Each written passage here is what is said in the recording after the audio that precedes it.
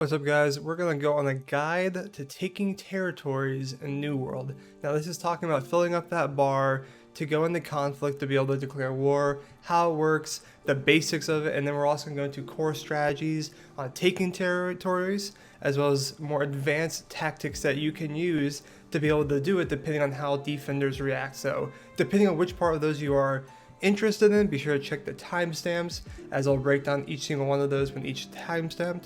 On top of that, please be sure to like and subscribe and follow me on Twitch at twitch.tv/redloff. So without further ado, let's get into taking territories.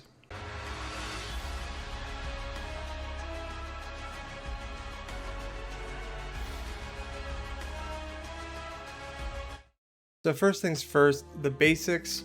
If you look on a map, when the territory is owned, there are these bars beneath the territory, right? There's these two bars. Each one is controlled by one of the opposing factions compared to that. So for instance, Windsward, this top bar is purple, this bottom bar is yellow. Here in Restless Shore, that's owned by Covenant, top bar Syndicate, bottom bar Marauders. That is the bar that you are progressing when you do the PvP quests. And what are PvP quests? They are quests you get from your person for your faction in the city. So here in Windsward, I go here and I open the faction board, and this bottom row of 3 quests are your 3 PvP quests, right? Pretty basic, simple, common knowledge, I'm sure at this point, but just in case you didn't know, that's the context of which we're working here. You have to fill a bar. When you turn these quests in, it contributes to this bar being filled, and when it gets to 100%, right now like we're 36, when it gets to 100, then we put a place in the conflict, and then war can be declared, like here in Monarchs. There's a war between green and purple. So the quests that you get here, you can see there are 3 here. They're always going to be in the same spot. One is going to be a pickup drop-off quest. One is going to be a stand your ground, stay in one little area. And one is going to be a mob killing quest. So for instance, or a gathering quest. So for instance, this is the territory we have to stay in. You can see the dotted lines here. You get into this area, you pick up the thing here, you'll drop it off over here. While you're in this area, the timer goes down, and additionally, I believe this one is turkeys that you hunt. And each territory is slightly different on the resource. Some are like down here, you have to get fiber. Here is turkeys, etc., etc. And you do those quests. So when you're attacking, you're going to do that. They're the same quests for defense and etc. So you will always be going along the same way. However, these are not always in the same vicinity to the fort or something. Like these quests are up here and the fort's here, so it makes an interesting dynamic of controlling the fort. Compare that to Morningdale, where the fort is down here, but the PvP quests take you up here. It's a whole different strategy. So just beware of that when you're attacking, how the different strategies for both offense and defense will alter depending on the location of the fort to quests. Like in Windsward, the fort is heavily contested when you're doing PvP quests because it's so close to the actual quests. The importance of taking the fort, and the main reason is because of this territory bonus, influence plus 20%. What that means is your influence in increasing this bar is altered by 20%. So when you're turning that in, that's a whole another 20% of your contributions get increased here, and the same if they're defending. So just keep that in mind when you're attacking, that the fort is a pretty crucial piece, and you got to figure out how you want to strategize against that, or how you want to ignore it if that's the case. And lastly, on the basics, this is not a quick thing to do. You do not hop in PvP and take a territory in 20 minutes. This is a long endeavor. The shortest I have personally seen it happen with a huge Zerg was still 30 minutes to an hour. That was the shortest, and that was with I think we had around 60 to 80 people doing this at once. The longest is either a group of 15 run it for 6 hours to take a territory, right? So it can really vary. So be in it for the long haul. Oftentimes it's whichever side decides to keep going the longest or goes the latest will get the territory and get the win. So if you're attacking, if you can get your large group to rally later into the evening, you're going to have a stronger chance of taking it, because as the evening gets later, if your guys are dedicated and theirs aren't, then you just take it at 2 in the morning when no one's around. So that is also a thought. But that's enough of the basics. Let's go into the core strategy of how to take a territory, and then we're going to go into some advanced tactics for those who are interested. So we're going to break down the core way to take territories. It's super simple. This is just the bread and butter, no real deep tactics here. You're going to flag up for PvP. You're going to grab your PvP quest at the very beginning. Go and take the fort.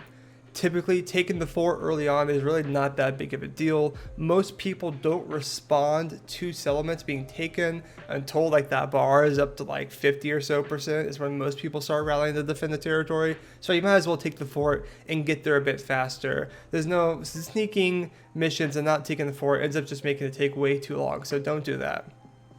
You go take the fort. If you have the number, leave a detachment to hold it. If you don't have the numbers, just run out, leave it be. If they go back and take it, you just go back and take it, and then you leave numbers. Ideally though, just get as many people running quests at the very beginning.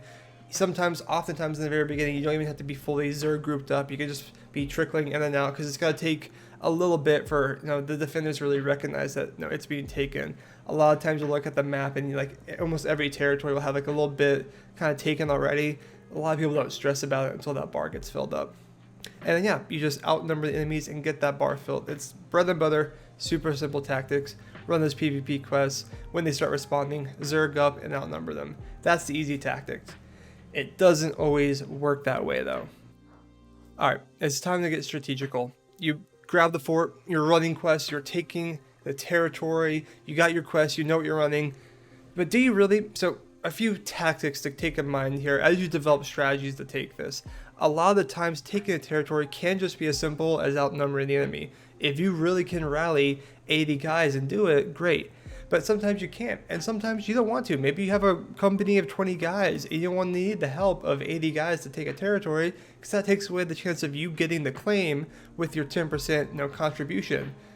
You want to be the only company that contributed, so you gotta get a bit more creative and making sure that you can take it despite maybe number differences or this or that.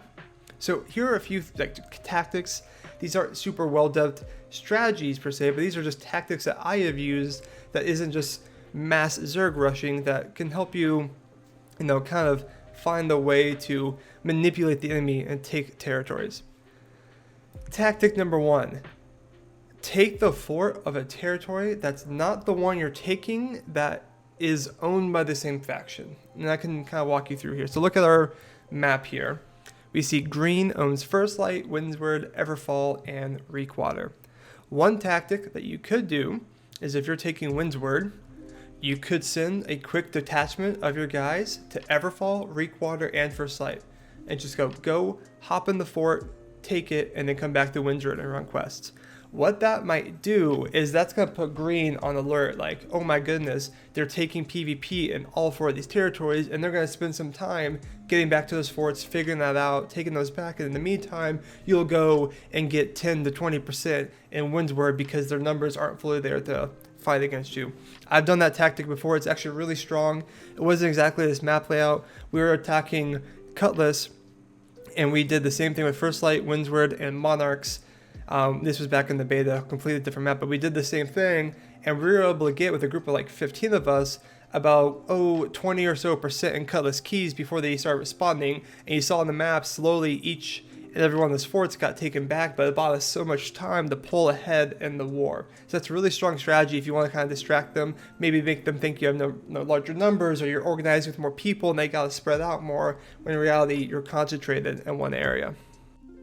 Tactic number 2, and this is more so advice than anything, don't run all of these quests. So right here you can see all 3 quests. This is for Covenant and Windsward. You have your Retrieve Sacred Text, and then after you go there, you're going to go and drop them off somewhere else. You have this one, Sanctify. This is stand your ground but stay alive. You have to go into the area and be there for a minute and a half.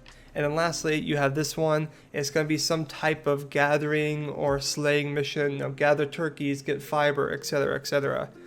Don't necessarily do all of them. They're not always worth the time. Some, like for instance, this one gives you +2 on Covenant Influence, so it's more worth than Sanctify. But going here in Windsward, in the small little area where these turkeys are, there's about a total of like 10 to 15 that spawn. So if you have 20 guys running, there's not going to be enough turkeys to get 6 turkeys before you get back. So just think about those things and how you want to strategize and which missions to actually do. Definitely for the gathering ones, just get them as you do it. Obviously, if you die, you lose progress, but if you go and do 3 loops of this and each time you get 2 turkeys, then on the 3rd one you get to turn in the full quest, and it's a little extra boost, but don't spend time doing those ones. On the flip side, a common defender strategy is to camp the point where you pick up the text. So these quests are all the same in every one. So they may go, and here in Windsward, they may sit on this rock or sit on this rock above this one and just camp there and wait for you to try and go get that quest. And when your group shows up, they're going to jump on top of you and attack you. I've seen plenty of Reddit clips of people doing this, right? Plenty. And that sucks. And if you are outnumbered, you can't do anything. Now, we have actually done something to combat that, and this is just another way to do it is, all right, hey, if they're going to have 30 guys sit on that rock and just sit there, they're not running quests, not doing anything, they got campfire set up here, they're just sitting there trying to stop us from doing this quest, we won't do the quest.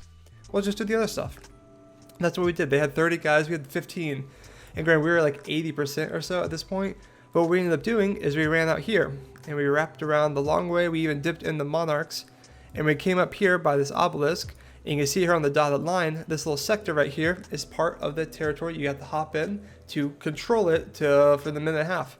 So we looped around here, sat here for a minute and a half. While we're here, we kind of looked around for turkeys, for killing any. Great. We coordinated who in our group was closest to those to make sure they got the turkey so they could turn in the extra little boost.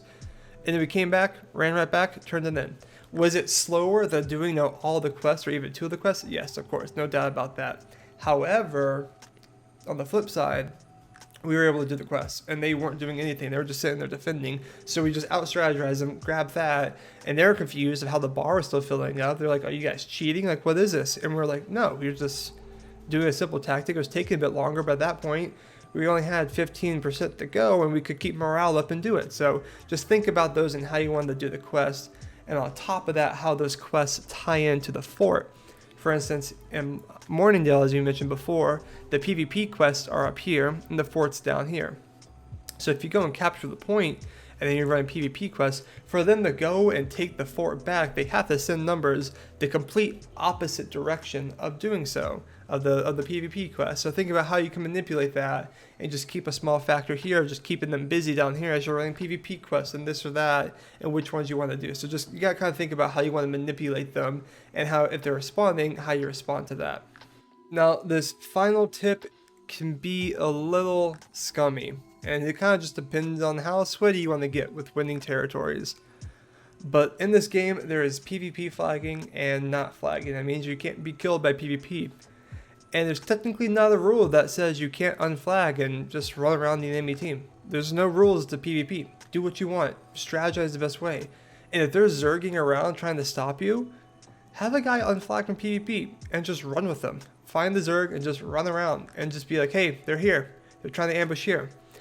Like, it's not like, hey, I see a large zerg group leaving Northgate of Windsward. I'm going to unflag and just run with them. And I'll type in the company chat, or if I'm going to call with everyone, hey, they're here. They're here. They got to the bridge. They're doing this. They can't kill me. They can't do anything about it. Is it a bit scummy? Yes, but end of the day, every war has dishonor in it. You just gotta do what you gotta do to win, and it comes down to how you want to do it. And that's a really viable strat to just run around and just keep track of where they are and let your team know. That way they're not getting ambushed and can either do the sneak missions like we talked about before, or go get the fort at that point. Or, hey, we're in Morningdale. I'm running with the Zerg. They're doing the PvP quest up here. They outnumber us 3-1.